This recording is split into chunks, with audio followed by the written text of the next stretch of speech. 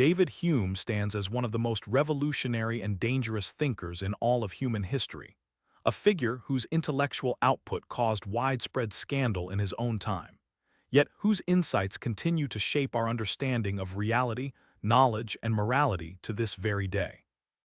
In this deep dive, we will follow David Hume from his beginnings through the world he lived in, the choices he made, and the immense, often invisible, legacy he left behind. His life story reveals a profound tension between radical truth and entrenched power, showing how a single mind can challenge the very foundations of belief. If you enjoy long, deep dives into lives and stories like this, feel free to like the video and subscribe for more. Hume was born in Edinburgh, Scotland, in the year 1711, into an era later known as the Scottish Enlightenment. This period was a vibrant crucible of intellectual activity, a time when thinkers like Adam Smith and Francis Hutcheson were questioning old certainties and championing reason, empirical observation, and human progress. It was a society that valued learning and lively debate, yet even within this progressive environment, some ideas remained too subversive, too unsettling for the prevailing order. His ideas were so radical and threatening to established authority that many of his works were banned, censored, or simply ignored by the institutions that might have promoted them. Hume did not merely tinker at the edges of philosophical thought. He launched a frontal assault on core concepts such as religious belief, the nature of personal identity, and even the very foundations of human reason. He systematically dismantled assumptions that had stood for centuries, suggesting that much of what we accept as certain knowledge is, in fact, built upon habit and feeling rather than pure logic. The consequences for Hume were severe and immediate. His academic career was utterly destroyed.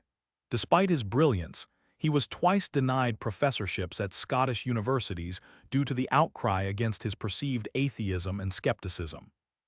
Religious leaders across Europe denounced him as a profound threat to Christian doctrine and the moral fabric of society. To them, Hume was not simply a philosopher with a different viewpoint, but a dangerous agent of chaos, eroding the very bedrock of faith and order upon which civilization was thought to rest. Yet today, nearly 3 centuries later, his influence pervades every corner of modern thought. His relentless empiricism, the idea that all knowledge ultimately derives from sensory experience, forms the basis of scientific inquiry. His skepticism, which cautioned against making grand claims about what we cannot truly know, continues to inform critical thinking. From the philosophy of mind to ethics, political theory, and even economic thought, the echoes of David Hume's questions and arguments are heard, often without explicit recognition, in classrooms and corridors of power worldwide, proving that some ideas, no matter how controversial at their birth, possess an enduring, transformative power. The enduring, transformative power of Hume's ideas is all the more remarkable when one considers the intellectual and social tempest they ignited upon their initial release. For David Hume, born in the bustling, intellectual crucible of Edinburgh, Scotland, in 1711, during the zenith of the Scottish Enlightenment, was not merely a philosopher.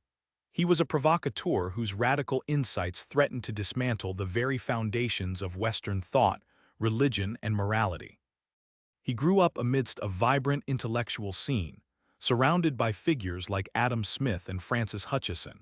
Yet he would ultimately forge a path far more audacious and perilous than any of his contemporaries dared. His earliest and arguably most profound work, a treatise of human nature, published in 1739 when Hume was barely 28, was intended to be a comprehensive exploration of human understanding, passions, and morals. Instead, it landed with a thud, largely ignored by the public and scorned by the few who bothered to read it. Hume famously lamented that it fell dead born from the press, without reaching such distinction as even to excite a murmur among the zealots. This initial rejection, however, belied the earth-shattering implications of its arguments. Within its pages, Hume meticulously dissected concepts that had long been taken for granted, questioning the very bedrock of causality, personal identity, and the existence of a benevolent, interventionist God.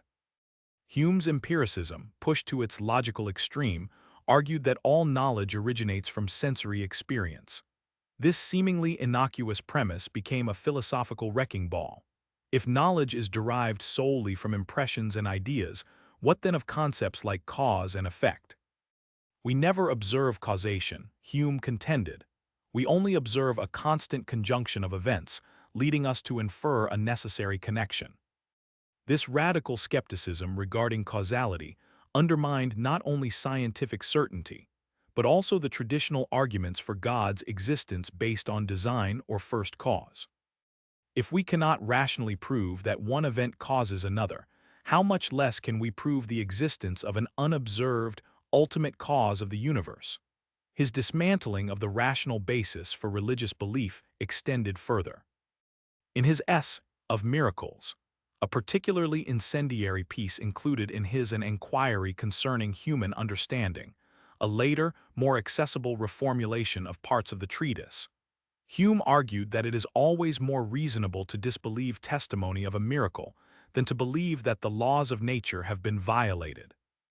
This was a direct assault on the credibility of religious scripture and the very possibility of divine intervention, concepts central to the Christian dogma that permeated European society. The implications were catastrophic for the established order. If reason could not prove God, if morality was not derived from divine command or innate rational principles, but rather from human sentiment and utility, then what was to stop society from descending into chaos? These were not mere academic quibbles. They were direct challenges to the authority of the Church, the legitimacy of the monarchy, often justified by divine right, and the very fabric of social cohesion. Hume's ideas were so radical and threatening to established authority that many of his works, particularly of Miracles and later, his dialogues concerning natural religion, published posthumously due to its controversial nature, were banned or circulated surreptitiously. The backlash was swift and severe. Religious leaders across Europe denounced him as an infidel, an atheist, and a threat to Christian civilization. He was publicly condemned from pulpits and in pamphlets, his name synonymous with moral depravity and intellectual corruption. This academic and religious ostracization had concrete consequences for Hume's career aspirations. Twice, he was denied professorships at Scottish universities, first at the University of Edinburgh in 1744, and then at the University of Glasgow in 1752, explicitly because of the perceived impiety and atheism of his philosophical writings. His academic career was effectively destroyed by the very institutions that should have championed intellectual inquiry, showcasing the profound fear his ideas instilled in the conservative establishment. He was deemed too dangerous, his thoughts too corrosive to be allowed to influence young minds. Despite this fervent opposition, or perhaps because of it, Hume persevered. He revised and reissued his philosophical works in more accessible forms like the Enquiries, which gained a wider readership. He also turned his prodigious intellect to other fields, achieving considerable fame and financial success as a historian. His multi-volume The History of England became a bestseller, providing him with the financial independence and recognition that philosophy had initially denied him. He also served as a diplomat, first as secretary to General St. Clair and later as chargé d'affaires in Paris, where he was celebrated among the intellectual elite, cultivating friendships with figures like Jean-Jacques Rousseau. This period of public recognition, however, did not diminish the private battles or the lingering philosophical controversies. Even as his reputation as a man of letters grew, the shadow of his infidel philosophy followed him. Yet it is this very struggle against overwhelming opposition that underscores the power and persistence of his thought. Hume's initial failure to gain academic appointment, his banishment from conventional intellectual circles, and the vitriolic denunciations he faced served only to highlight how truly revolutionary, and indeed dangerous, his ideas were perceived to be. He forced an uncomfortable confrontation with the limits of human reason and the fragility of long-held beliefs, pushing the boundaries of what was considered knowable and morally justifiable. In stripping away the comforting certainties of rationalism and theological dogma, Hume laid bare the empirical constraints of human understanding, paving the way for a more rigorous, scientific approach to knowledge. His work compelled subsequent generations of thinkers, most notably Immanuel Kant, to grapple with the profound implications of his skepticism. Kant himself famously declared that Hume interrupted my dogmatic slumber, spurring him to develop his own critical philosophy as a direct response to Hume's challenges. The reverberations of this intellectual awakening continue to echo, shaping not only philosophy but also the very methodologies of science, the foundations of ethics, and the dynamics of political discourse. His insistence that reason is, and ought only to be the slave of the passions, turned traditional moral philosophy on its head, suggesting that our ethical judgments stem from sentiment rather than pure logic. This insight profoundly influenced the development of utilitarianism and other consequentialist ethical theories, moving the focus from abstract duties to the practical outcomes of human actions and their impact on well-being. Similarly, his analysis of justice and government, arguing that they arise from convention and utility rather than natural law or divine decree, laid groundwork for social contract theory and modern political realism, influencing thinkers like Adam Smith and James Madison. The initial shockwaves of Hume's thought may have been met with condemnation, but his meticulous deconstruction of metaphysical certainties provided an indispensable framework for understanding the human condition. He taught us to look inward, to observe our own mental operations, and to be wary of grand, unsubstantiated claims. In a world increasingly driven by scientific discovery and a demand for empirical evidence, Hume's philosophical challenges, once deemed heretical, have become foundational.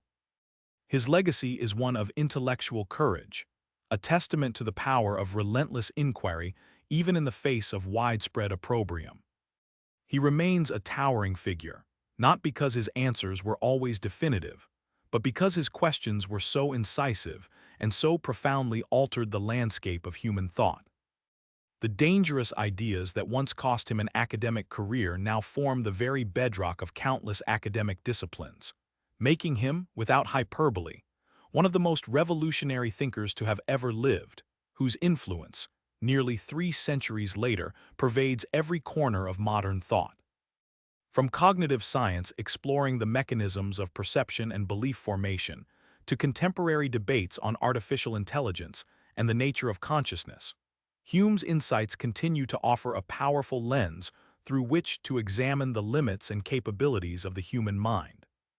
His skepticism, once seen as corrosive, is now widely recognized as a crucial tool for critical thinking, demanding evidence and logical consistency before assent. In an age grappling with misinformation and the challenge of discerning truth, Hume's emphasis on empirical verification and the rigorous questioning of assumed knowledge has never been more relevant. He reminds us that our most cherished beliefs, if unexamined, can be the most vulnerable, and that genuine understanding often begins not with what we claim to know, but with an honest appraisal of what we cannot. His enduring challenge is not merely philosophical. It is an invitation to intellectual humility and a call to continuous, fearless inquiry into the nature of reality and our place within it. Building upon these initial philosophical challenges, David Hume delved deeper into the very foundations of human knowledge, uncovering what he believed to be a profound and unsettling truth. He demonstrated that all empirical science, which relies on observation and experience, ultimately rests upon an assumption that cannot be rationally defended. This assumption is the belief that the future will resemble the past, or that the laws of nature observed today will continue to hold true tomorrow. Without this fundamental assumption, which Hume described as an act of faith rather than a product of reason, scientific knowledge, as we understand it becomes impossible to justify with absolute certainty. Hume had discovered that our confidence in cause and effect relationships, like fire always burning wood, is not based on logical necessity but on repeated observation. We see one event followed by another countless times, and our minds form a habit of expecting the same sequence. Yet no amount of past observation can logically prove that the next instance will follow the same pattern. It is merely a strong psychological expectation, a belief, not a rational deduction. This radical insight challenged centuries of philosophical thought, revealing that the bedrock of scientific inquiry was, in his view, a non-rational leap of faith. This realization led Hume to distinguish between two fundamentally different kinds of reasoning, a division that would profoundly shape subsequent philosophy. He argued that all objects of human reason or inquiry could be divided into two classes: relations of ideas and matters of fact. Understanding this distinction is central to grasping the full scope of his philosophical project. Relations of ideas involve concepts that are logically connected by definition or by mathematical truth. These are propositions whose truth can be known simply by analyzing the meaning of the words or symbols involved, without any need to consult the world through experience. Examples include all statements of mathematics, geometry, and logic, where denial would lead to a contradiction.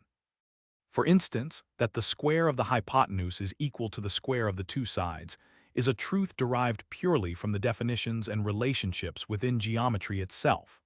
When we say that all bachelors are unmarried men, we are expressing a relation of ideas that is necessarily true. The truth of this statement does not depend on going out into the world and interviewing bachelors. Instead, the concept of bachelor already contains the concept of unmarried man within its very definition. To deny that a bachelor is an unmarried man would be to contradict oneself, and thus these truths are certain, demonstrable, and discoverable by pure thought alone. They tell us nothing new about the world, however. They merely clarify how our ideas relate to each other. This insight led Hume to distinguish between two fundamentally different kinds of reasoning: relations of ideas and matters of fact. Relations of ideas involve concepts that are logically connected, such as mathematical truths and definitions. When we say that all bachelors are unmarried men, we are expressing a relation of ideas that is necessarily true. The truth of this statement does not depend on going out into the world and interviewing bachelors. Instead, the concept of bachelor already contains the concept of unmarried man within its very definition. To deny that a bachelor is an unmarried man would be to contradict oneself, and thus these truths are certain, demonstrable, and discoverable by pure thought alone. They tell us nothing new about the world, however. They merely clarify how our ideas relate to each other. The second kind of reasoning, and the one far more central to our understanding of the world, Hume called matters of fact. Unlike relations of ideas, matters of fact concern statements about existence and reality that can only be known through experience and observation. Their truth is not necessary, it is contingent. For instance, the statement, "the sun will rise tomorrow," is a matter of fact. We believe it to be true based on countless past observations, but there is no logical contradiction in imagining a scenario where the sun does not rise. Similarly, fire causes smoke is a matter of fact. We learn this through repeated experience, not by analyzing the definition of fire or smoke. The contrary of every matter of fact is always possible, for it can never imply a contradiction and is conceived by the mind with the same facility and distinctness, as if ever so conformable to reality. It is through matters of fact that we attempt to understand cause and effect, and predict future events based on past experiences. This is the very foundation of empirical science, daily life, and virtually all our interactions with the world. When we observe one event, a cause, consistently followed by another, an effect, we naturally infer a connection between them. We expect that if we drop a ball, it will fall. If we eat a certain food, it will nourish or harm us. If the clouds gather, rain will likely follow. These inferences, however, are not based on relations of ideas. There is no logical necessity that links a cause to its effect. One cannot deduce the effect from the mere concept of the cause, nor the cause from the effect, without prior experience. Hume famously demonstrated that our belief in causality and, by extension, our ability to make predictions about the future based on past observations, is not rationally justifiable. This is known as the problem of induction. When we infer that the sun will rise tomorrow because it has risen every day in the past, we are making an assumption that the future will resemble the past, or that the laws of nature are uniform and unchanging. This assumption, however, cannot be proven either logically or empirically without falling into circular reasoning. Consider attempting to prove the principle of induction, that the future will resemble the past, logically. Any such logical proof would have to establish a necessary connection between past observations and future occurrences. But as Hume argued, no such necessary connection exists for matters of fact. To say the sun must rise tomorrow because it has always risen is to assume the very principle we are trying to prove. We are using the past uniformity to justify the future uniformity, which is a circular argument. If the future must resemble the past, it is not because logic dictates it, but because we believe it will. Nor can this principle be proven empirically. To say we know the future will resemble the past because it has always done so in our experience is likewise circular. We are using past observations of uniformity to justify our belief in future uniformity. But how do we know that future observations will confirm this? We can only observe the past, not the future. We can only say that up to this point, the world has largely behaved uniformly. There is no experience that can guarantee that this uniformity will continue into the unknown future. We observe constant conjunction, not necessary connection. We see event A consistently followed by event B, but we never see the invisible force that compels B to follow A. Our minds merely develop an expectation. This was a profound and unsettling discovery. Hume had discovered that all empirical science rests on a faith that cannot be rationally defended.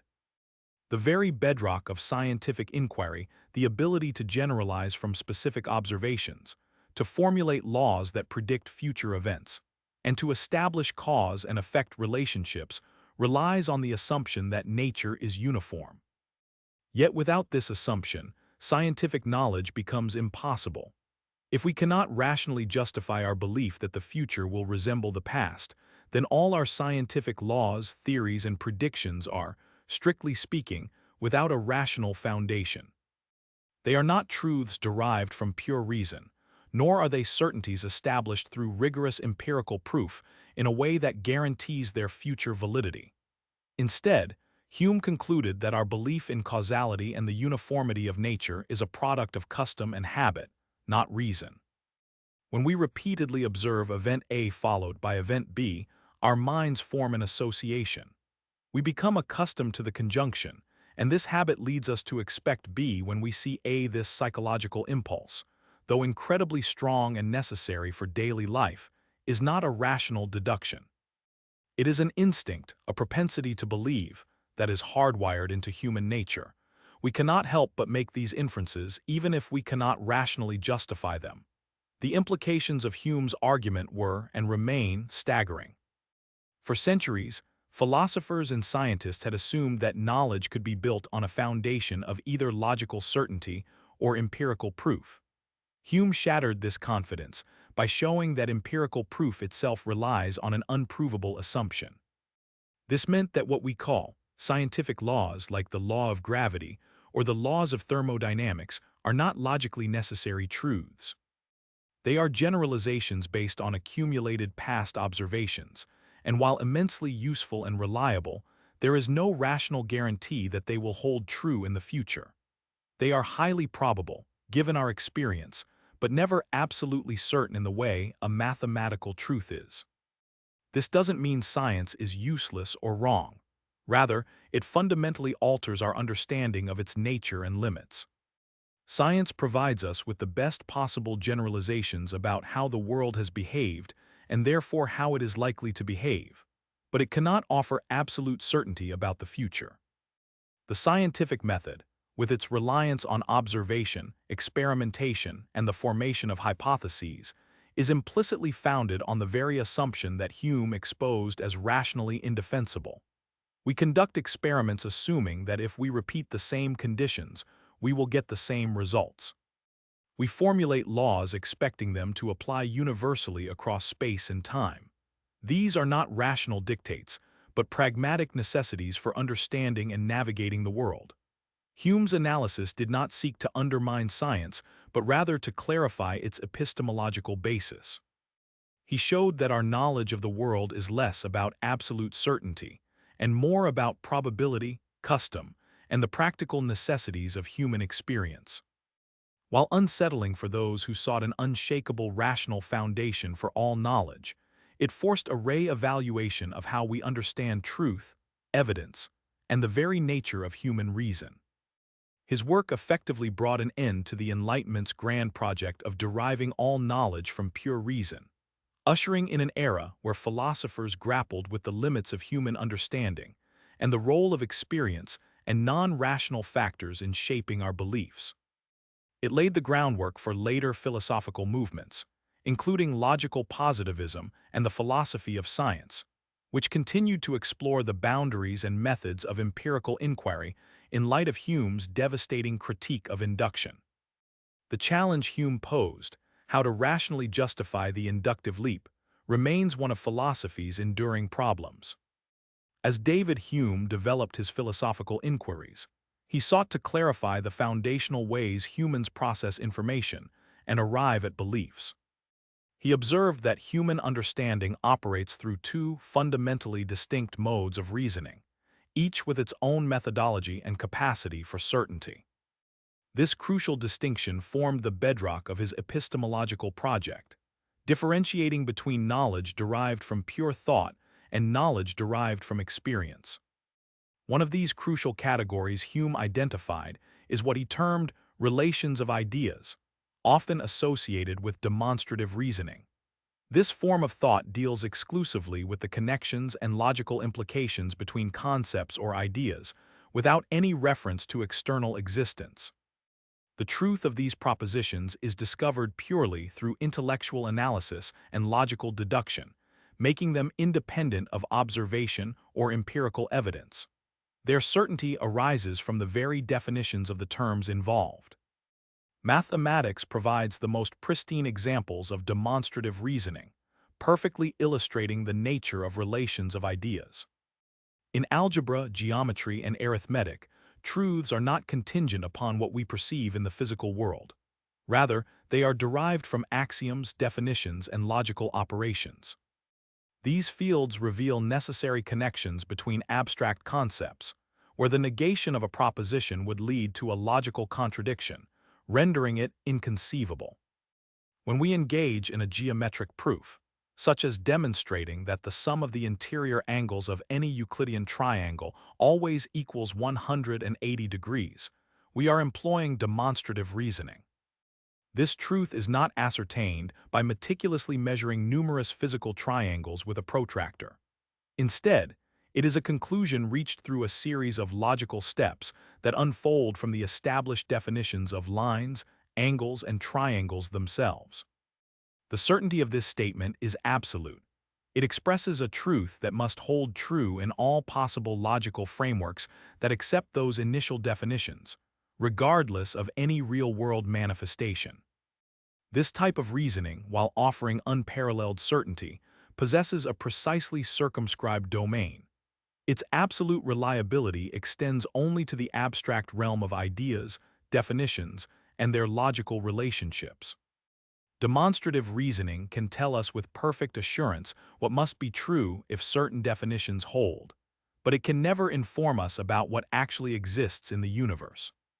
It cannot establish the reality of physical objects, the occurrence of events, or the existence of causal connections in the empirical world, a limitation that Hume would explore with profound consequences for philosophy. This profound limitation, Hume argued, necessitates a second, fundamentally different kind of reasoning for navigating the world of experience: moral reasoning, or reasoning concerning matters of fact and existence. Unlike demonstrative reasoning, which explores relations between ideas, moral reasoning deals with the way things are in the universe. It is the type of reasoning we employ when we infer that fire causes heat, that water quenches thirst, or that a dropped object will fall. Here, our conclusions are not logically necessary. Their opposites are always conceivable. We can conceive of fire that doesn't burn or water that doesn't hydrate without falling into a logical contradiction. The crucial distinction lies in their very nature. Demonstrative truths are discovered by inspecting the meaning of terms and the logical structure of propositions, making them true by definition or logical necessity. Matters of fact, however, are contingent. Their truth depends on how the world actually behaves, which we can only ascertain through experience. For instance, the statement "all bachelors are unmarried" is demonstratively true, derivable from the definition of bachelor. But the statement "the sun will rise tomorrow" is a matter of fact. While we believe it to be true with overwhelming confidence, its negation, "the sun will not rise tomorrow," is not a logical impossibility. We can conceive of the sun failing to appear, perhaps due to some cosmic event, without our understanding of sun or rise being undermined. This second kind of reasoning, concerning matters of fact, relies entirely on experience and observation. We infer connections between events based on the regularities we have observed in the past. If we consistently observe that event A is followed by event B, we develop an expectation that A will cause B in the future. This is the foundation of our understanding of cause and effect, and indeed all our knowledge of the empirical world. When a billiard ball strikes another, we predict the second will move. When we drop a pen, we expect it to fall. These predictions are not based on an a priori understanding of some inherent, necessary force connecting the events, but on the repeated conjunction of similar events in our past experience. However, Hume meticulously exposed the inherent fragility of this empirical reasoning.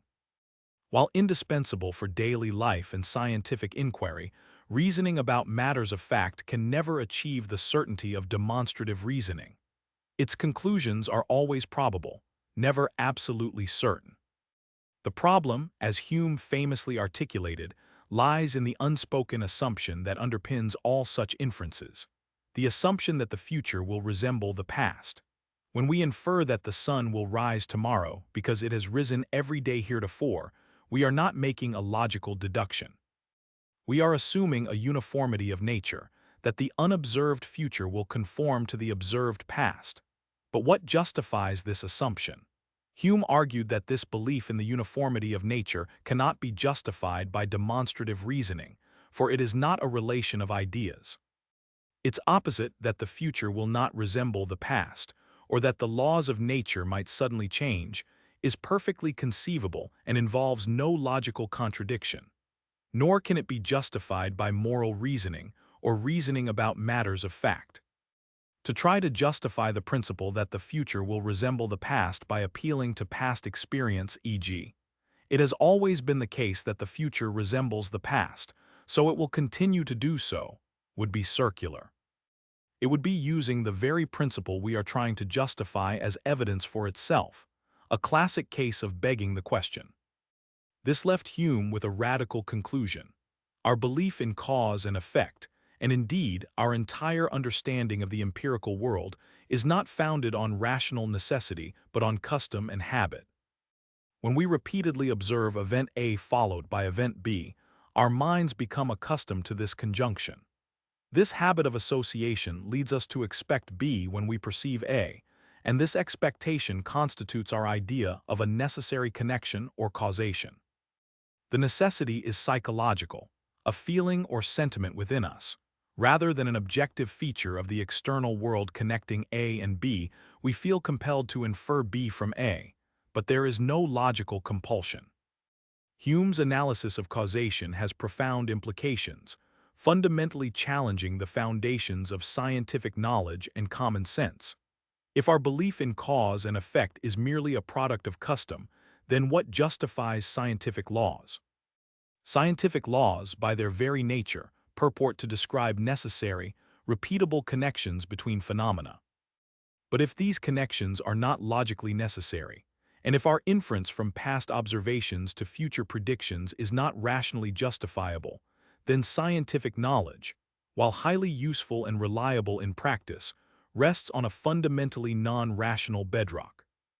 It functions effectively not because we have uncovered objective, necessary connections in nature, but because nature has, by and large, been uniform in our experience, leading to deeply ingrained habits of thought.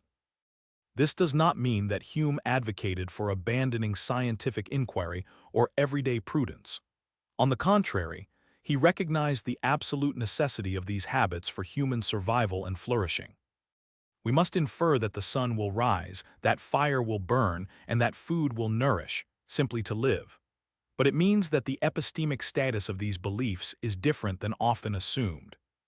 They are beliefs based on psychological propensities, evolved to help us navigate our environment, rather than conclusions derived from pure, unassailable reason.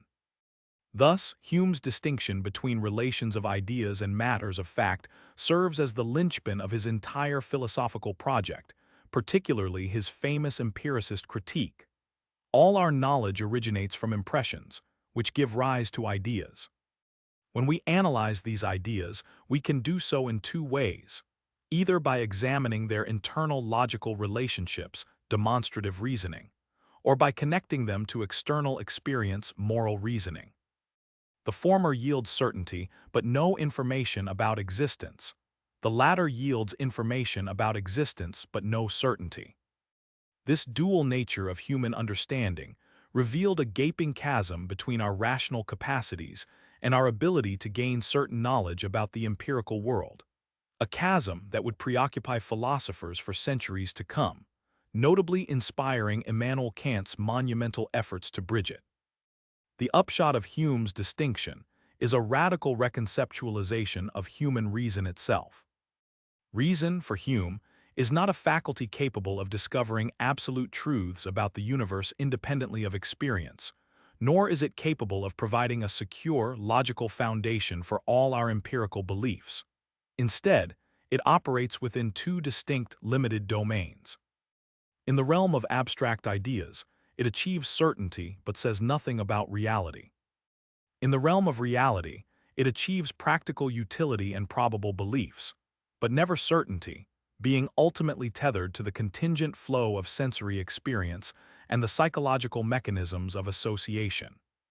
This nuanced and ultimately skeptical view of human understanding redefined the scope and limits of philosophy, challenging philosophers to reevaluate what kinds of knowledge are truly attainable and on what grounds they can be justified.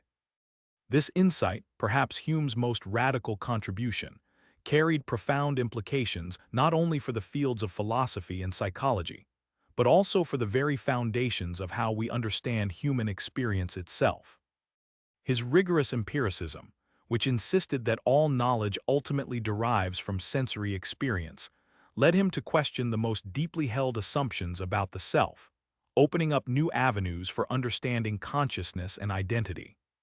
His analysis of the mind and personal identity remains one of his most psychologically penetrating and practically significant contributions, challenging thinkers for centuries to come. Hume forced an uncomfortable confrontation with our intuitive sense of self, asking whether what we feel to be a unified, continuous I can actually be found through careful introspection, or if it is merely a product of our minds creating coherence from disparate experiences. Traditional philosophical and religious approaches to personal identity had long assumed the existence of an enduring, indivisible core self, often referred to as a soul or an ego. This deep-seated belief spanned ancient Greek thought, Christian theology, and the rationalism of philosophers like René Descartes, who famously posited a thinking substance as the essence of the individual, declaring, "I think, therefore I am." This substantial self was thought to persist through all the changes of experience, providing the stability and continuity necessary for personal responsibility, moral accountability, and a coherent narrative of one's life.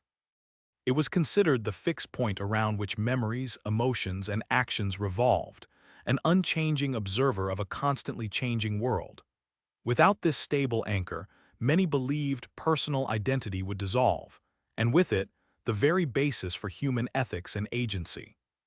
Philosophers fiercely debated whether this substantial self was material or immaterial, simple or complex, mortal or immortal, but the existence of such a core entity was rarely questioned. Hume, however, refused to accept this premise without empirical evidence. He looked inward, seeking to observe this stable self, and found only a succession of distinct perceptions, impressions, and ideas, rapidly following one another in a perpetual flux. There was no unchanging self at the core of these experiences, only the experiences themselves. This insight had profound implications not only for philosophy and psychology, but also for how we think about ourselves, our identity, and our very existence.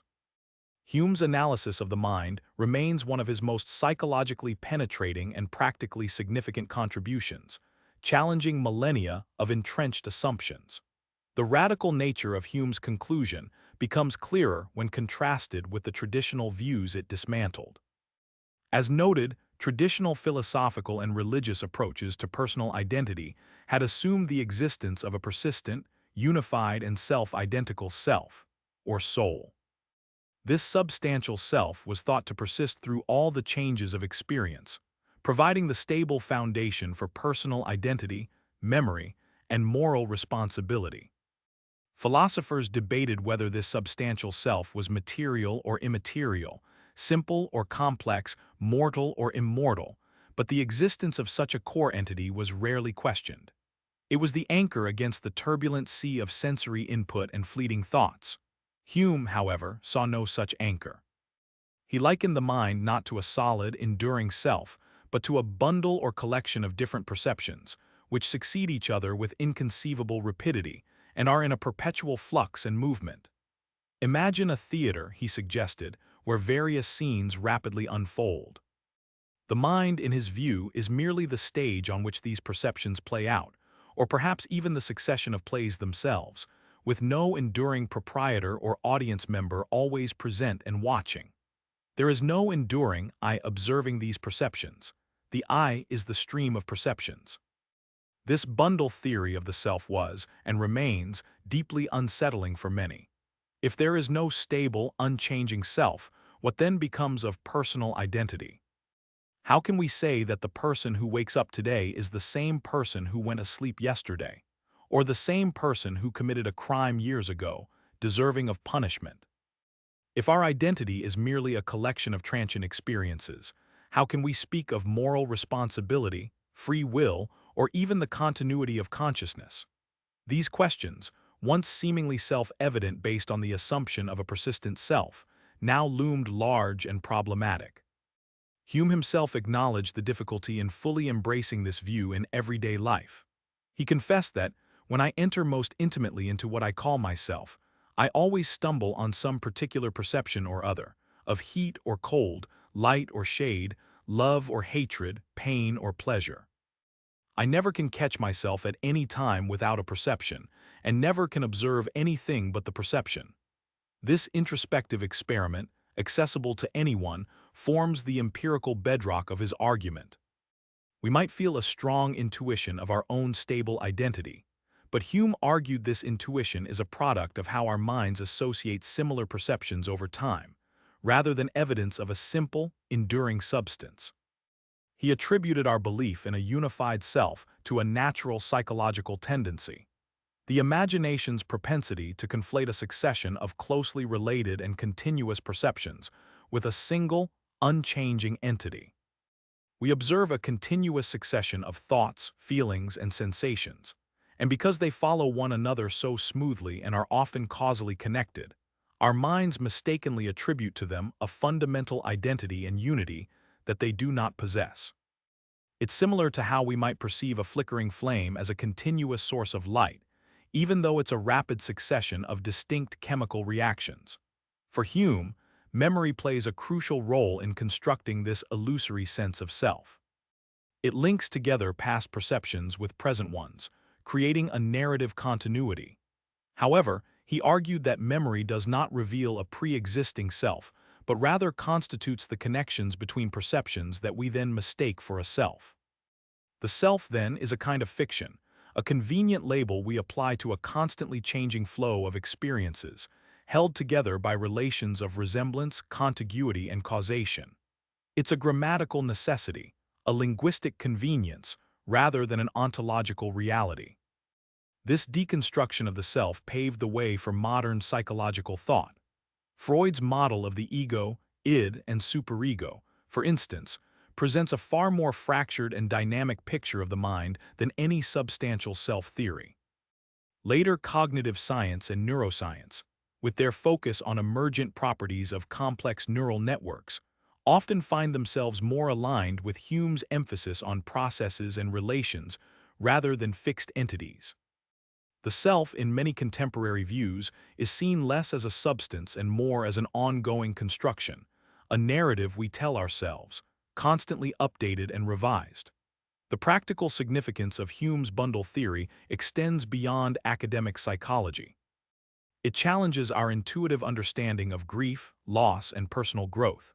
If there is no fixed self, then perhaps the idea of losing oneself or finding oneself takes on new meaning. It implies that identity is fluid, always in motion, and constantly being reforged with each new experience. This perspective can be both liberating and disorienting. It frees individuals from the burden of maintaining an unchanging core, suggesting that personal transformation is not just possible but inherent to human existence. Yet it also removes the comforting illusion of a permanent, stable essence that might survive death or provide an ultimate meaning to life. Hume's skeptical conclusion about personal identity is intimately connected to his broader empiricist project. For him, any concept that cannot be traced back to an impression, a vivid, immediate experience, is suspect. Since he could find no impression of a simple, continuous self, separate from particular perceptions, he concluded that no such concept could legitimately exist within the realm of human understanding. The self, as traditionally conceived, was merely a philosophical construct, a metaphysical entity assumed without empirical warrant. His arguments forced philosophers to reconsider the very foundations of personal identity. While many subsequent thinkers have attempted to reconstruct a more robust notion of the self, often drawing on concepts like consciousness, memory, or narrative continuity, Hume's challenge remains a formidable one. It underscores the difficulty in bridging the gap between our subjective experience of selfhood and any objective, empirical account of its nature. His work compels us to look inward with renewed scrutiny, questioning not just what we perceive, but who perceives it, and what, if anything, remains when all the perceptions have faded away. The answer for Hume was a profound and unsettling nothingness at the core, a void where tradition had promised an eternal essence. Previously, we explored how David Hume established his empiricist framework, setting the stage for a profound re-evaluation of human understanding. As his philosophical journey continued, Hume turned his piercing gaze towards the realm of ethics, a domain long dominated by thinkers who sought to derive moral rules from abstract reason alone. Instead of asking what duties pure intellect could impose, or what eternal moral truths existed independently of human experience, Hume fundamentally shifted the inquiry. He chose to investigate how human beings actually make moral judgments, and what psychological mechanisms underlie our sense of right and wrong. His empirical approach to ethics, as outlined in his treatise of human nature and later in an inquiry concerning the principles of morals, revealed a startling conclusion for many of his contemporaries. Moral judgments express natural human sentiments rather than dictates of reason. For Hume, reason is a tool for understanding facts, for tracing cause and effect, or for uncovering mathematical relationships. It can tell us what is, but it cannot tell us what ought to be. When we declare an action to be virtuous or vicious, we are not stating an objective property discovered by our intellect. Instead, we are expressing a feeling of approbation or disapprobation that arises within us upon contemplating that action. Yet Hume argued passionately that this psychological foundation makes morality more, rather than less, important for human society. Far from reducing morality to arbitrary preference, Hume posited that these sentiments are deeply rooted in our shared human nature.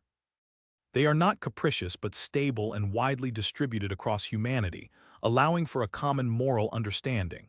Furthermore, reason alone, he believed, could never motivate action. It is a slave of the passions.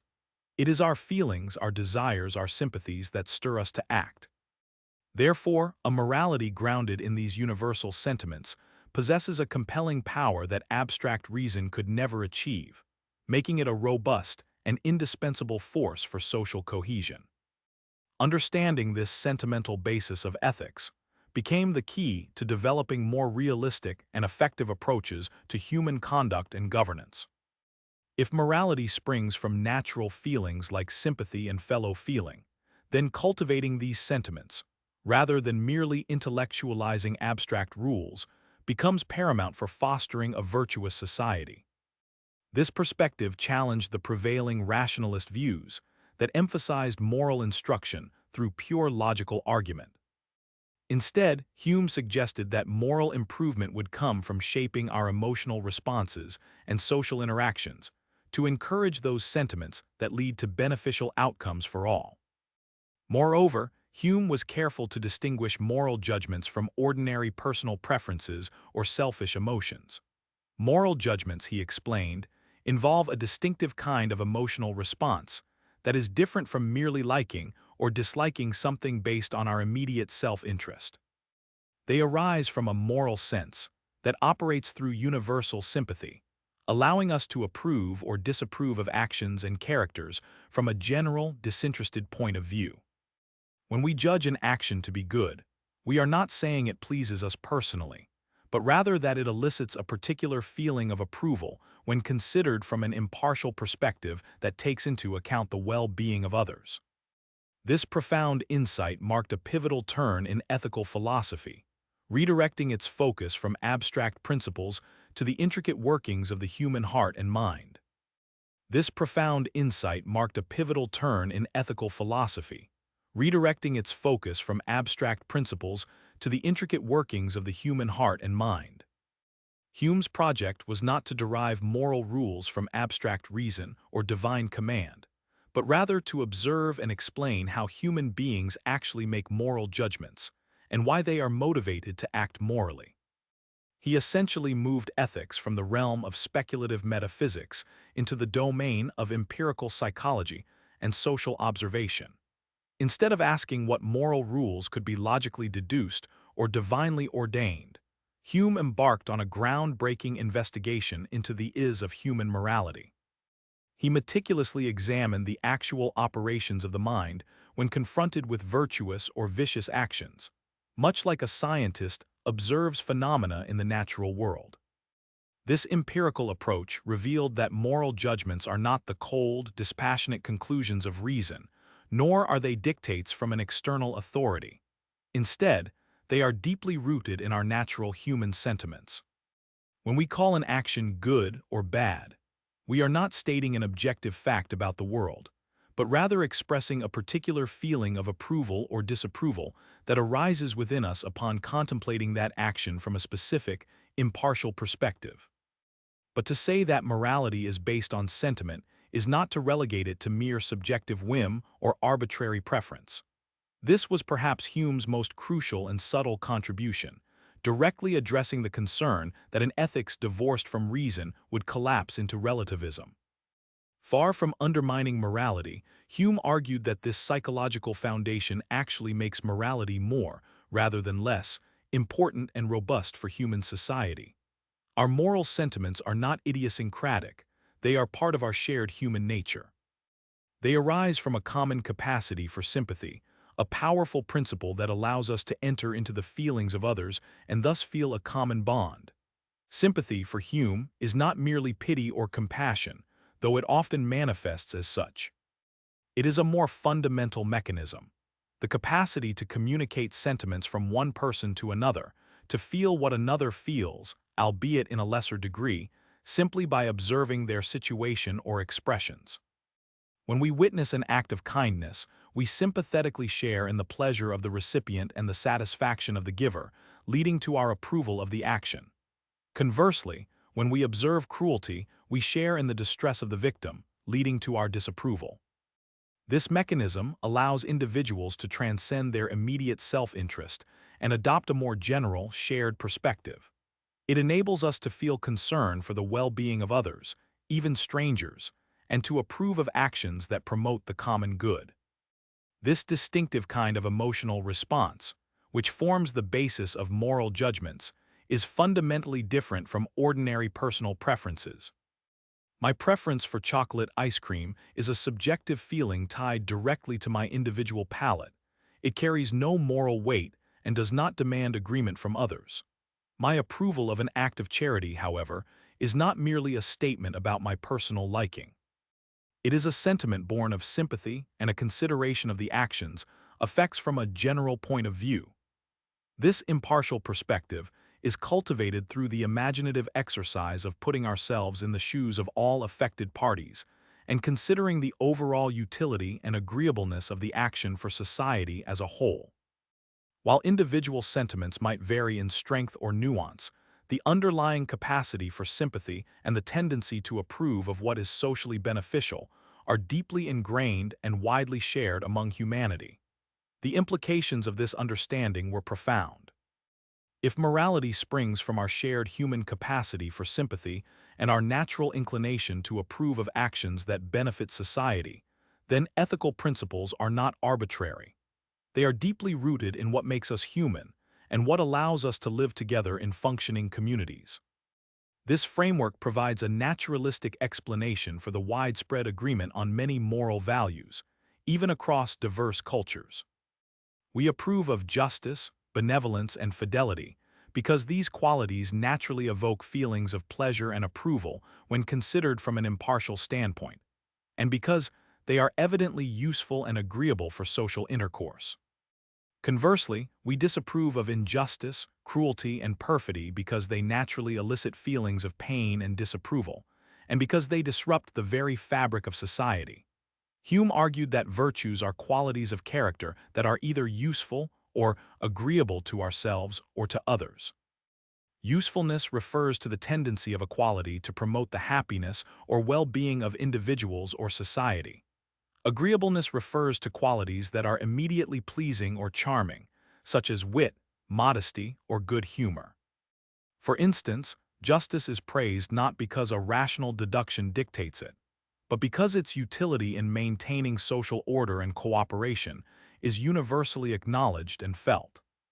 Benevolence, generosity, and compassion are admired because they directly contribute to the happiness of others and evoke sympathetic pleasure in observers. Even self-regarding virtues like prudence, industry, and temperance are laudable because they contribute to an individual's own well-being, which in turn makes them a more agreeable and useful member of society. This perspective allowed Hume to bridge the gap between individual psychology and social structure. Moral judgments, though originating in individual sentiments, are inherently social. They are shaped by our interactions, our shared experiences, and our common understanding of what constitutes a flourishing society. The general point of view is not an abstract philosophical construct, but a practical mental exercise we undertake to harmonize our individual sentiments with those of our community. Through this process, we arrive at shared standards of praise and blame that regulate human behavior and foster social cohesion. Understanding the sentimental basis of ethics, therefore, became the key to developing more realistic and effective approaches to moral education, social reform, and even political governance. Instead of attempting to impose morality through abstract rules or threats of divine retribution, Hume's philosophy suggested that moral development is best fostered by cultivating those sentiments that naturally lead to virtuous behavior. Moral education, from this viewpoint, is less about memorizing commandments and more about nurturing empathy, encouraging benevolent impulses, and demonstrating the social utility and agreeableness of virtuous conduct.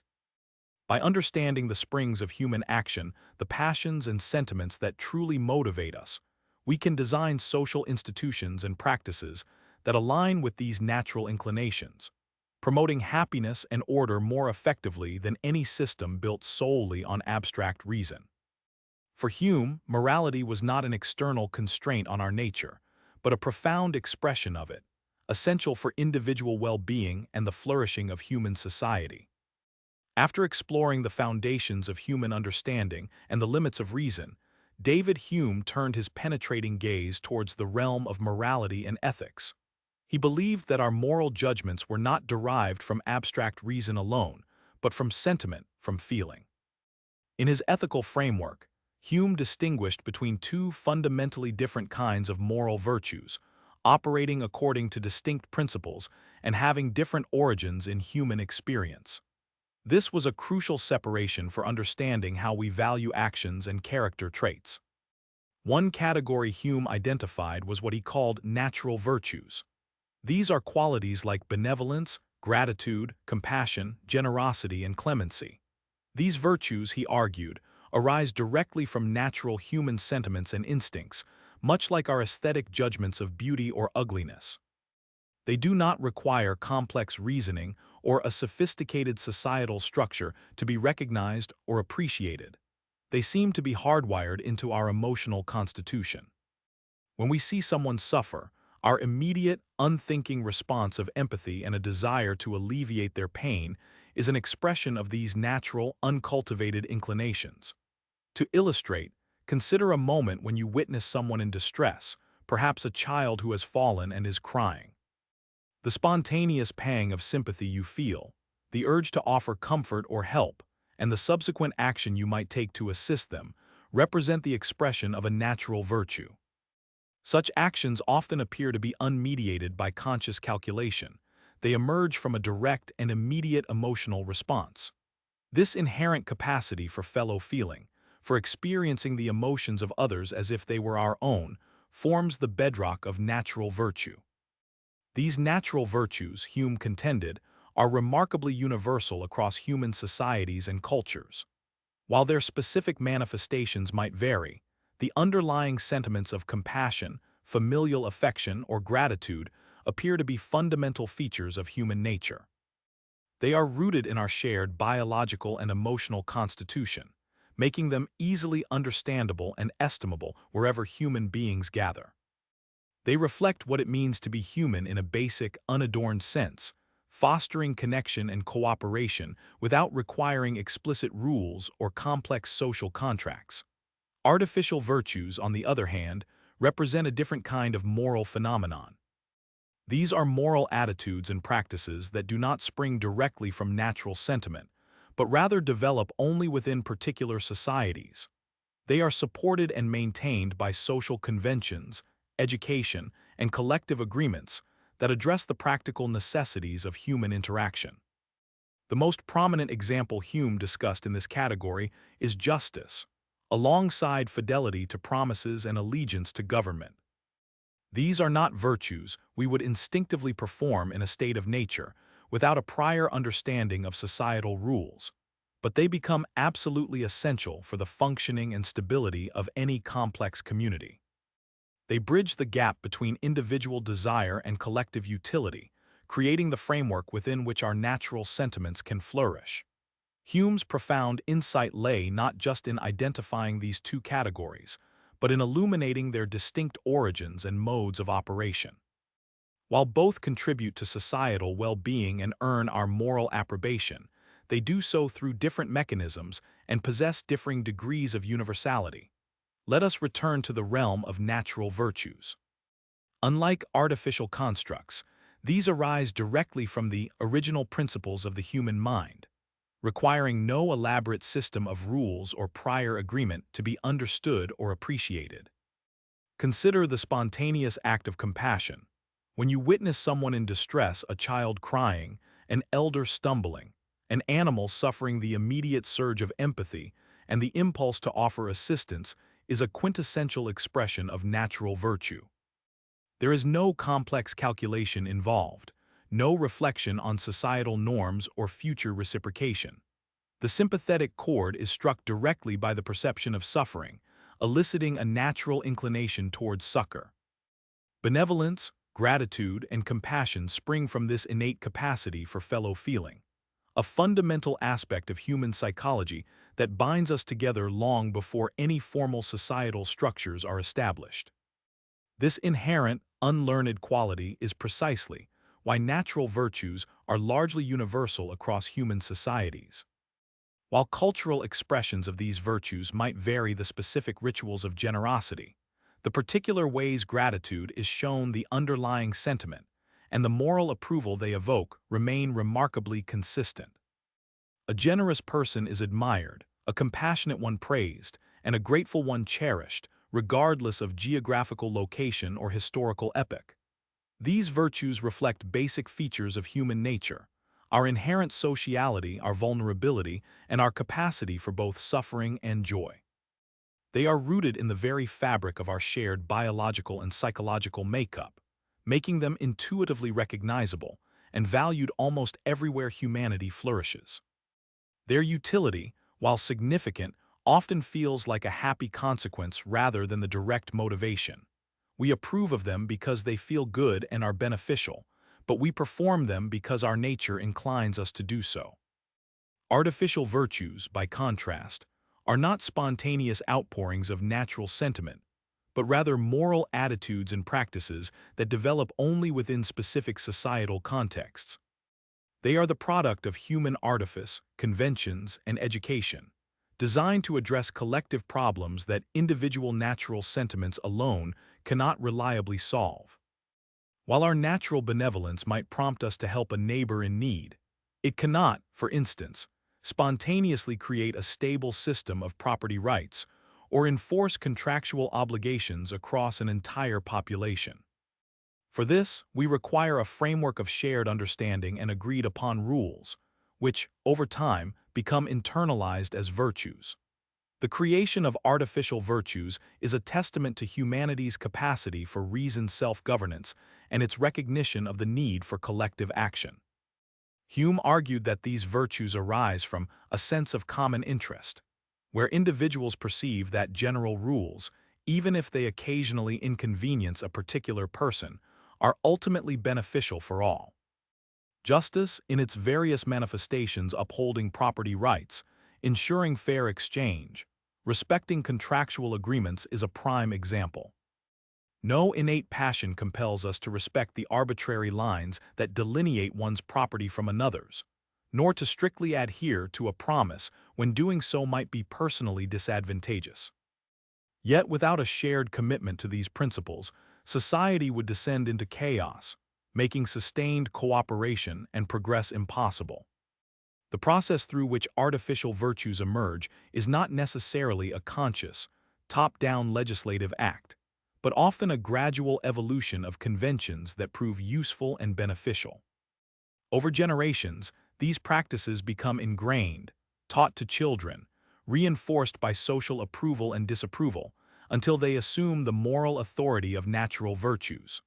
Fidelity to promises, for instance, begins as a practical arrangement to facilitate trust and cooperation in transactions. As its utility becomes apparent and its practice widespread, it transcends mere expediency to become a morally binding obligation, a virtue whose absence evokes strong condemnation. Similarly, allegiance to government, while initially a pragmatic solution to maintain order and provide collective goods, transforms into a moral duty, an artificial virtue essential for political stability.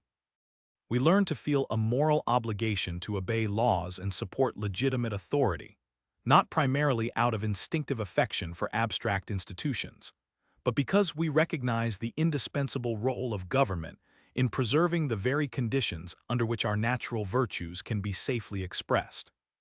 The distinction between natural and artificial virtues also highlights Hume's sophisticated understanding of moral development. While natural virtues are rooted in our original principles, artificial virtues represent a higher-order achievement of human reason and social intelligence. They demonstrate how reason, not as a source of moral sentiments itself, but as an instrument for discerning utility and establishing conventions, can guide and refine our moral landscape. Reason helps us understand the long-term, collective benefits of certain rules and practices, and this understanding, coupled with our inherent capacity for sympathy and approval, then gives rise to the moral approbation we feel for artificial virtues. We approve of justice not because it directly appeals to a primal benevolent impulse, but because we sympathize with the general good it produces and the stability it affords, making life better for everyone. Therefore, while both categories of virtues are judged ultimately by the sentiment of approbation, they inspire a sentiment rooted in our sympathetic perception of their utility or agreeable qualities. Their genesis is markedly different. Natural virtues are directly legible to the heart, requiring little mediation. Artificial virtues demand a more complex chain of reasoning, a recognition of the collective good, and the establishment of conventions before they fully register as moral imperatives. Yet once established, they become just as potent in shaping our moral judgments and guiding our conduct, demonstrating the intricate interplay between human nature, social convention, and the pursuit of a well-ordered and flourishing society. This dual framework allowed Hume to provide a comprehensive account of morality, acknowledging both the spontaneous benevolence of the human heart and the necessary artifice of social cooperation. David Hume brought the full force of his empirical methodology, honed through years of philosophical inquiry, to the complex questions of politics. Just as he observed human nature and the operations of the mind not through introspection alone, but by examining how people actually behaved, he similarly scrutinized government and society. He sought to understand political phenomena by observing real-world interactions and historical events, rather than relying on abstract first principles or preconceived notions about how things ought to be. This commitment to observation meant his political philosophy would be grounded in experience, mirroring the skepticism he applied to metaphysics. He notably did not begin his political thought with grand, abstract theories regarding natural rights, hypothetical social contracts, or ideal forms of government, which were common starting points for many Enlightenment thinkers. Instead, Hume directed his gaze to the tangible realities of human governance. He meticulously studied how societies and governments had actually functioned throughout history and in his contemporary world, examining the practical mechanisms that allowed communities to cohere, laws to be enforced, and power to be maintained. His interest lay in the descriptive, in uncovering the is of political life, before considering any ought. From this grounded perspective, Hume's political philosophy strongly emphasized the vital importance of designing institutions that skillfully work with natural human passions and self-interest, rather than attempting to suppress or transcend them. He understood that humans are fundamentally driven by a complex mix of desires, ambitions, and a natural inclination towards self-preservation. Therefore, he argued that effective government structures must acknowledge these inherent traits and channel them productively. Rather than demanding citizens become purely altruistic, wise institutions should leverage, for example, the pursuit of individual gain to contribute to public good, or mitigate destructive tendencies through checks and balances. This strikingly realistic approach to politics carried profound implications for how we might conceive of constitutional design, the indispensable role of tradition and custom, and the inherent limits of political reform.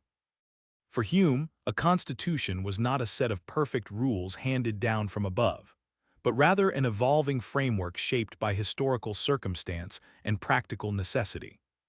He saw profound value in long-established traditions and customs, not as arbitrary relics, but as repositories of accumulated wisdom and habits that provide stability and a tacit understanding of societal norms. Consequently, he advocated for a cautious approach to reform, recognizing that radical change often risks destabilizing the very foundations that allow society to function, warning against utopian visions disconnected from human reality.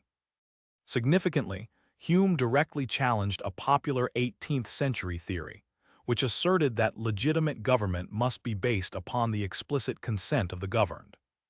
While many philosophers argued for a theoretical moment when individuals freely agree to form a government, Hume found little evidence for this in the historical record.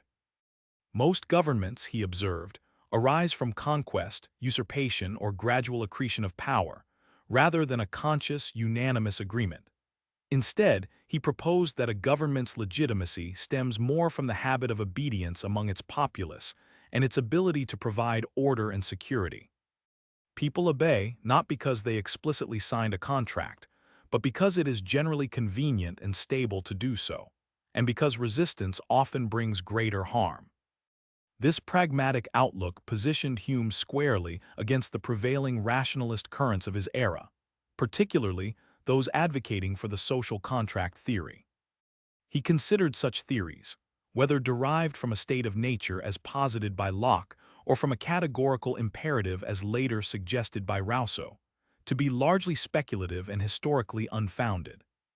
For Hume, the idea that individuals in a pre-political state consciously came together to form a government, explicitly agreeing to surrender certain rights for collective security, was a philosophical fiction rather than an empirical reality.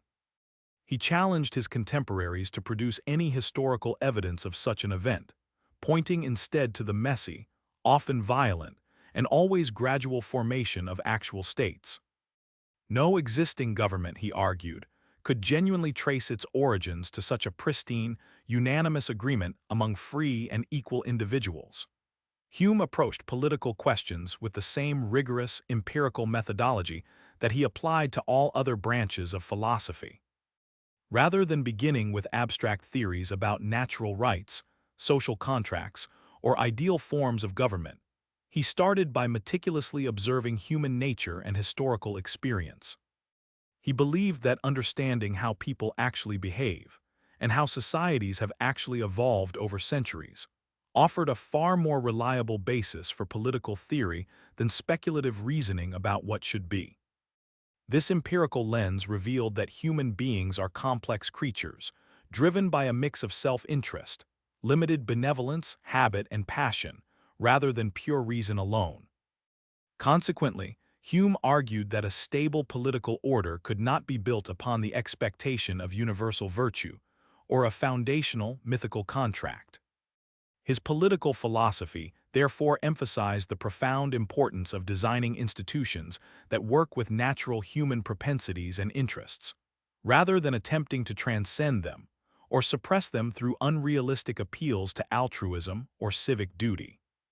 Recognizing that individuals are primarily motivated by their own immediate concerns and desires for security and prosperity, Hume advocated for a governmental structure that harnessed these forces for the public good. He famously articulated this idea by suggesting that in contriving any system of government and fixing the several checks and controls of the Constitution, every man ought to be supposed a knave, and to have no other end in all his actions but private interest. While not a cynical condemnation of humanity, this statement served as a crucial design principle. A robust government should not collapse if its leaders or citizens act selfishly. Instead, its very structure should channel self-interest in ways that ultimately benefit the whole. This meant implementing systems of checks and balances, dividing power, and establishing laws that made it more advantageous for individuals to cooperate and adhere to the common good than to pursue purely self-serving actions that would disrupt social order. This realistic approach to politics had profound implications for how we think about constitutional design, the role of tradition, and the nature of political stability. For Hume, a good constitution was not one derived from first principles or an abstract ideal of justice, but rather one that had evolved gradually through experience, adapted to the specific circumstances of a people, and proven its capacity to provide order, security, and justice over time. He placed a high value on tradition and custom, not as ends in themselves, but as indicators of what has historically worked. Existing institutions, even if imperfect, embodied the accumulated wisdom of generations and provided a predictable framework that fostered habituated obedience and social cohesion. To radically overhaul a system based on theoretical ideals, without due regard for its historical roots and the established customs of the populace, was to risk chaos and instability, outcomes Hume viewed as the greatest threats to human flourishing. Political stability for Hume was paramount. He saw it not as the absence of change, but as the steady, gradual adaptation of a system that allowed for consistent progress and the protection of liberty and property. Rebellions and revolutions, while sometimes necessary in extreme circumstances, were inherently destructive, severing the threads of habituated obedience and creating a vacuum ripe for tyranny or anarchy. Therefore, legitimate government, in Hume's view, was less about its pristine origins and more about its ongoing performance, its ability to deliver order, security, and a predictable legal framework that allowed individuals to pursue their lives and enterprises with confidence.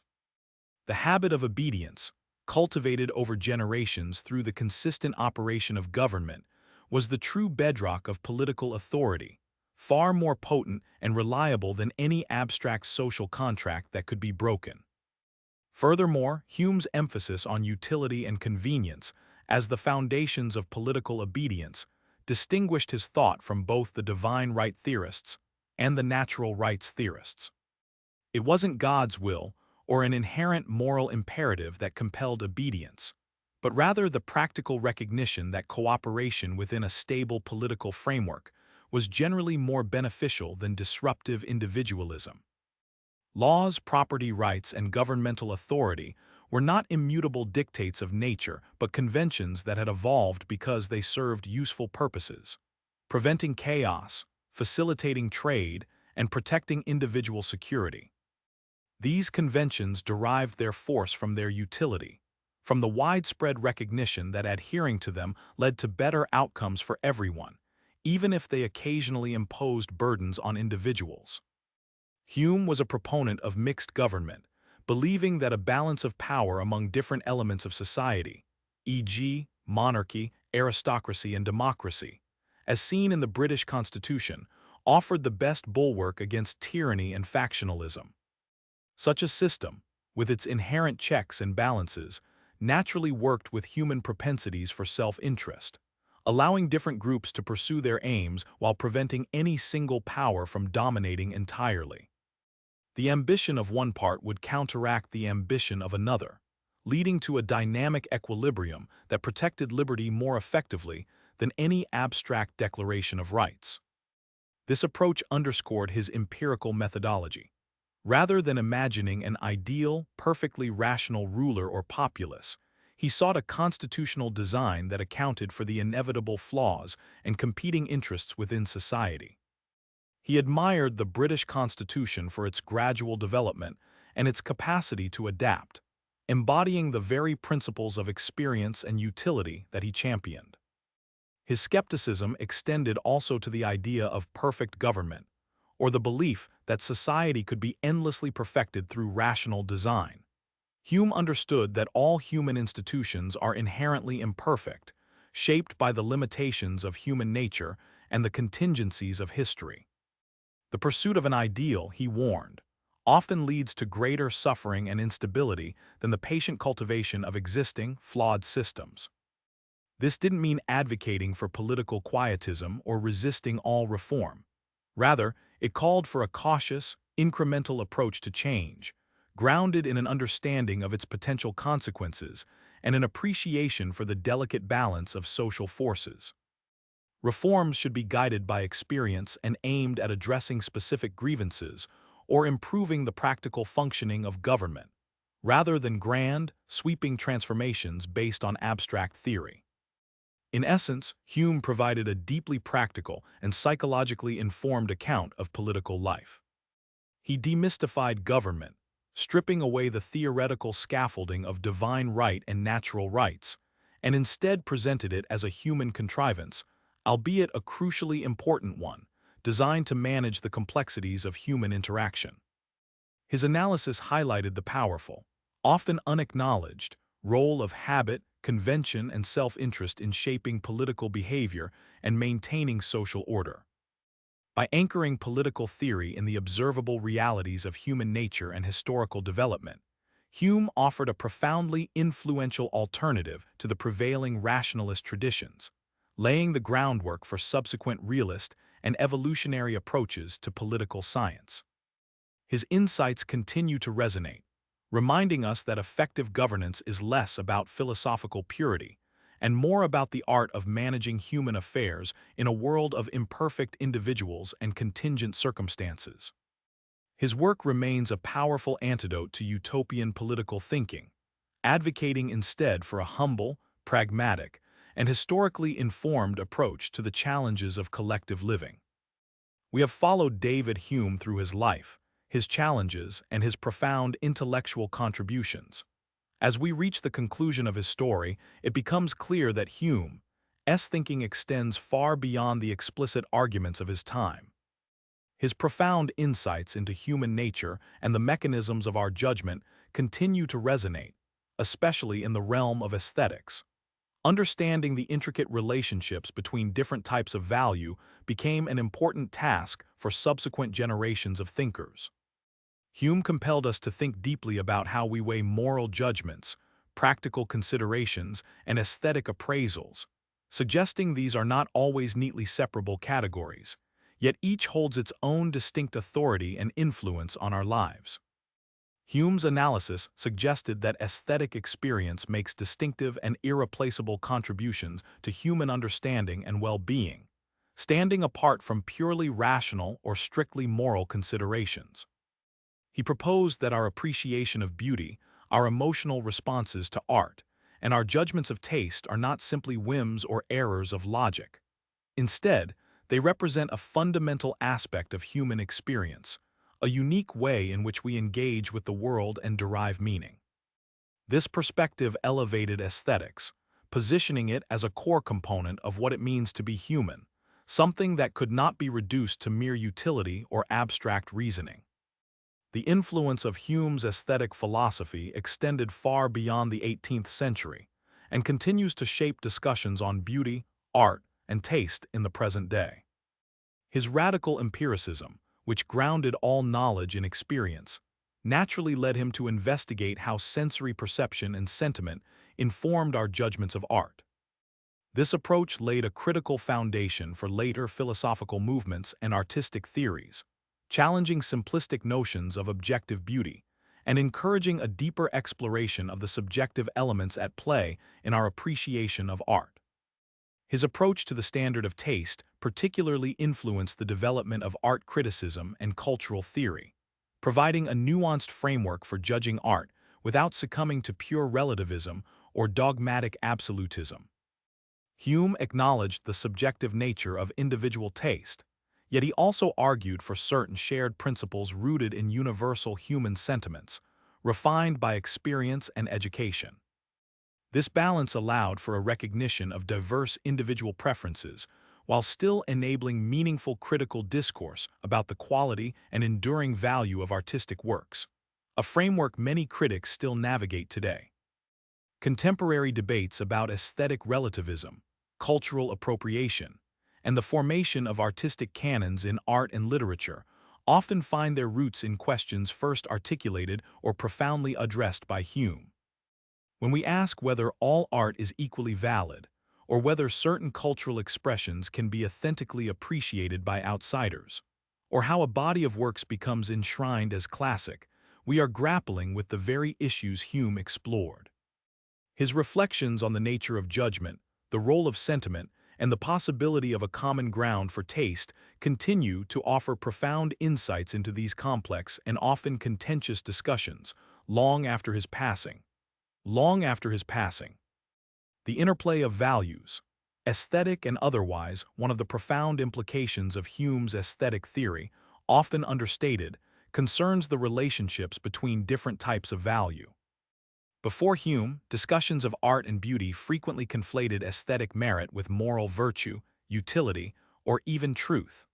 A beautiful object was often assumed to be morally good, or its beauty derived from its practical function, or its ability to reveal some universal truth. Hume, however, offered a more nuanced perspective. While acknowledging that art could certainly possess moral or epistemic dimensions, his analysis implicitly, and at times explicitly, championed the idea that aesthetic value, stemming from the specific pleasure derived from beauty, possessed its own distinct identity. This distinction became critically important for thinking about how we evaluate cultural phenomena. It allowed for the recognition that a work could be aesthetically compelling even if its moral message was ambiguous, or its practical utility non-existent. Conversely, a morally upright or highly functional object might lack aesthetic grace. This separation laid the groundwork for modern art criticism to assess works on their own terms, focusing on form expression, and the unique emotional and intellectual responses they evoke, rather than judging them solely by external criteria. It prompted a deeper inquiry into how these different value systems interact within a single work or experience, acknowledging potential harmonies and dissonances without reducing one to the other. For instance, can a piece of propaganda art, ethically dubious in its intent, still be considered aesthetically powerful? Hume's framework, which emphasized the specific nature of aesthetic sentiment, while acknowledging its complex entanglements with other human faculties, provided tools for dissecting such questions. The irreplaceable contribution of aesthetic experience flowing directly from this understanding of distinct value types. Hume's analysis suggested that aesthetic experience makes a distinctive and irreplaceable contribution to human life. Unlike the acquisition of knowledge, which informs the intellect, or moral judgment, which guides action, aesthetic experience offers a particular kind of gratification rooted in the harmonious interplay of imagination and sentiment. It is not merely a lesser form of pleasure, nor is it simply a means to an end, such as moral improvement or intellectual enlightenment. Instead, it engages human faculties in a unique way, refining taste, broadening sensibility, and fostering a deeper appreciation for form, order, and expression. This irreplaceable contribution manifests in several ways. Aesthetic experience cultivates a delicacy of taste, which Hume described as a heightened sensitivity to the subtler qualities of an object, enabling a richer and more profound engagement with art and beauty. It encourages a particular kind of reflective pleasure, where the enjoyment is not just sensory, but also involves a sophisticated interplay of memory, comparison, and judgment. Through this process, individuals learn to discern excellence, appreciate complexity, and engage with diverse forms of expression that challenge and expand their understanding of themselves and the world. This experience, therefore, is not merely ornamental. It is fundamental to a flourishing human life, providing a unique avenue for emotional, intellectual, and imaginative development that no other mode of experience can fully replicate. It helps us navigate the nuances of human emotion, appreciate the structure of human creation, and find common ground in shared sentiments of beauty and sublimity, even amidst personal differences. Hume's enduring legacy.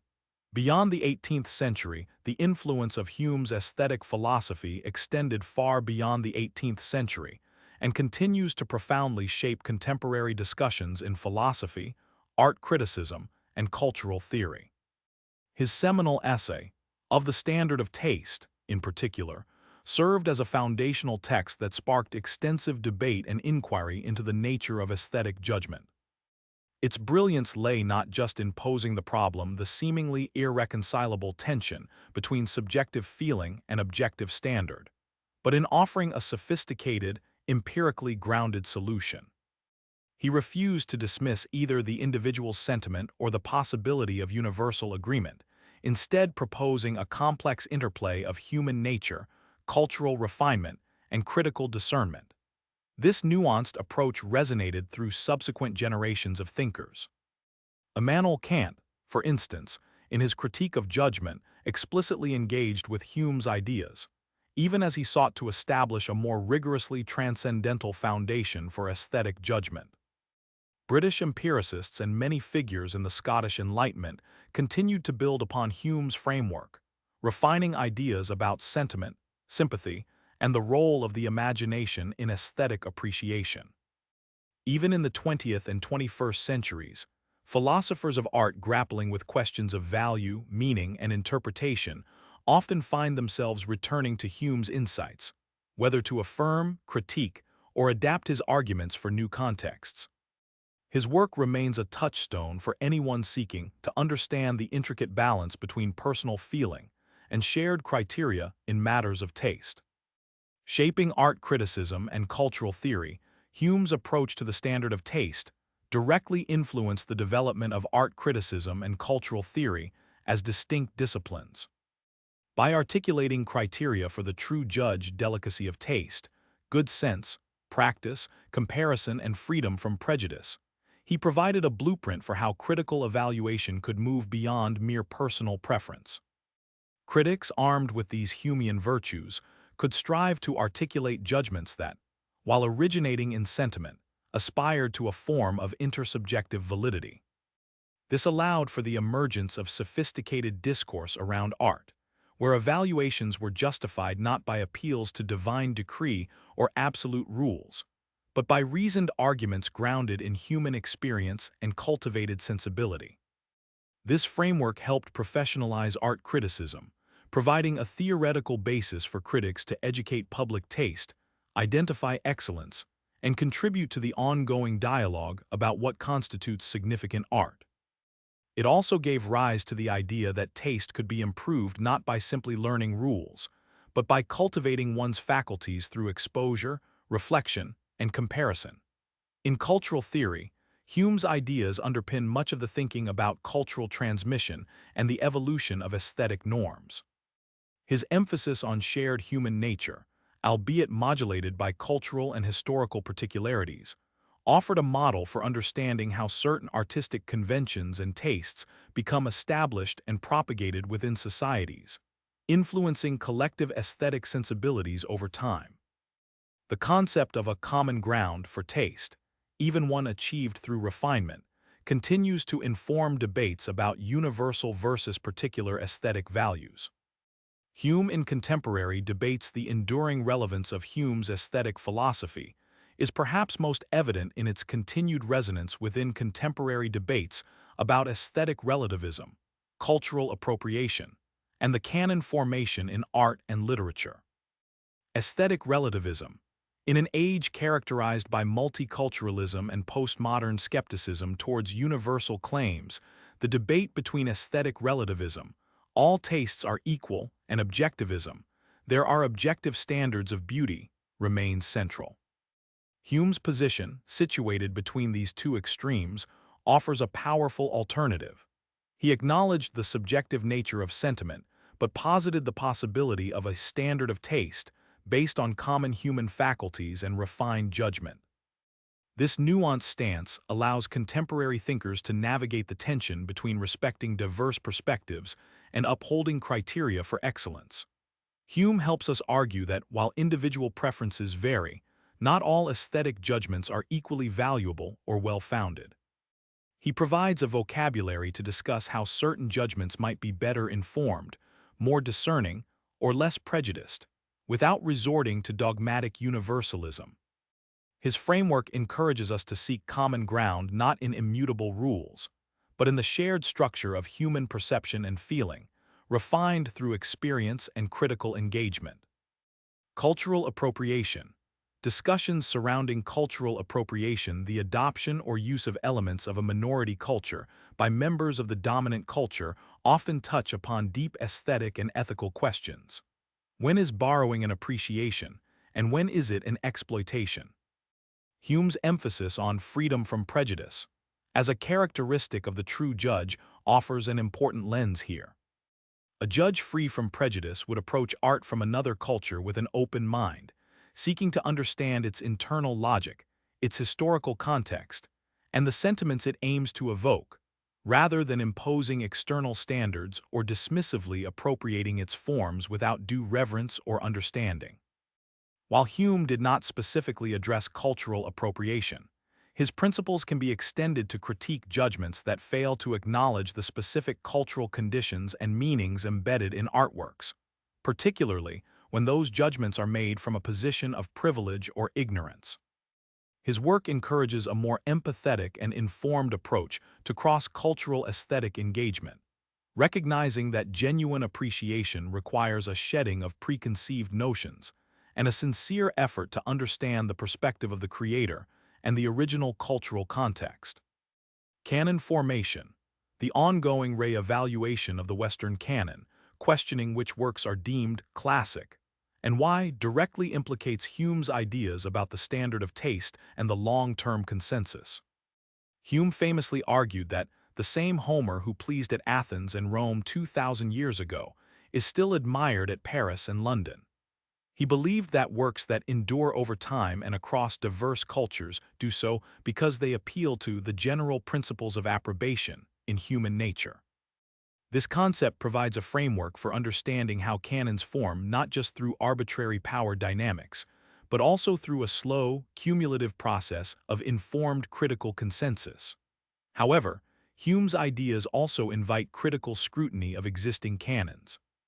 If freedom from prejudice is essential, then historical biases based on gender, race, class, or geography must be identified and corrected. His emphasis on experience and comparison suggests that a narrow, insular view of art will lead to an impoverished taste. Contemporary debates about expanding the canon, decolonizing curricula, and recognizing marginalized voices can thus draw upon Hume's principles to argue for a more inclusive and critically informed approach to establishing what constitutes lasting artistic value. By questioning whether historical judges truly possessed Hume's ideal qualities, particularly freedom from prejudice, we can challenge the legitimacy of past canon formations and advocate for a more representative and equitable appreciation of global artistic achievements. In conclusion, David Hume's aesthetic philosophy, rooted in the empirical observation of human nature and sentiment, continues to provide a robust and surprisingly adaptable framework for navigating the most complex and contentious issues in art and culture. His insistence on the distinct contribution of aesthetic experience, his nuanced approach to the standard of taste, and his recognition of the interplay between universal human faculties and specific cultural contexts ensure his place as an indispensable voice in contemporary aesthetic discourse. Whether we are discussing the nature of beauty, the validity of different artistic expressions, or the formation of cultural heritage, Hume's insights remain as profound and provocative today as they were in the Enlightenment.